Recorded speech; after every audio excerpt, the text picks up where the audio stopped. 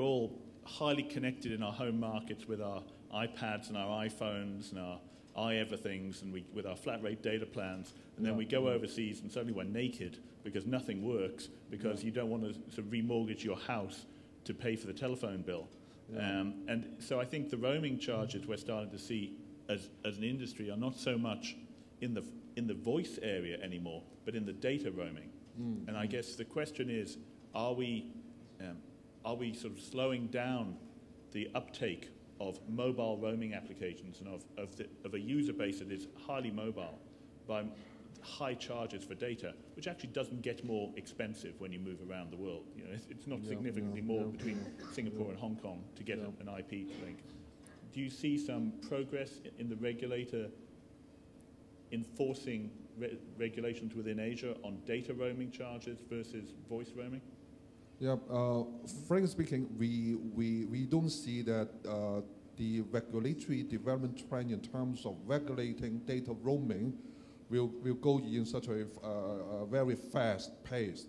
I think they are more concerned about a fair data roaming charges to consumer in terms of transparency in consumer contract and also the terms and conditions and things like that. I don't think the government or the regulatory agency around the world will put a heavy-hand approach toward data roaming, but they are more take the perspective of protecting consumer right or consumer interest. Or we put it in other words, it is the net neutrality.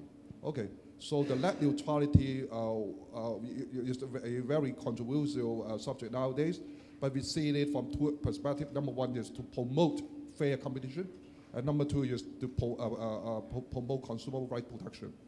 So data roaming, direct heavy regulation, we don't think it will happen in the next 5 years at least. Okay. I guess we've seen regulators in Europe, as you say, take a heavy-handed approach on voice roaming charges. Yeah. You don't see, even in Europe, them taking the same approach on data. Yeah.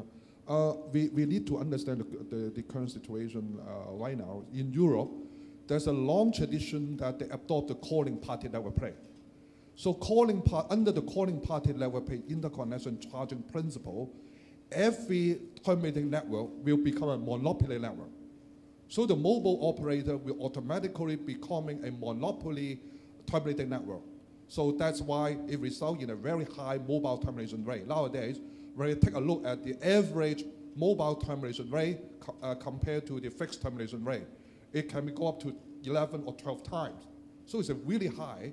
So the European regulatory agency would like to drive down the mobile termination rate, so they have different kind of policy in terms of glide path or purely rate or things like that. So what they would aim to drive it down, talk about voice interconnection, they will hope that the MTR, the mobile termination rate, will be going almost the same as the fixed termination rate. So that is one of the challenges.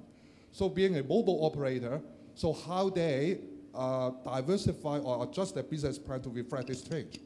So back to the point of the data interconnection, we don't think that the regulatory agency in Europe or in other places they will directly regulate the data interconnection rate, but rather they will adopt something like net neutrality principle to promote competition.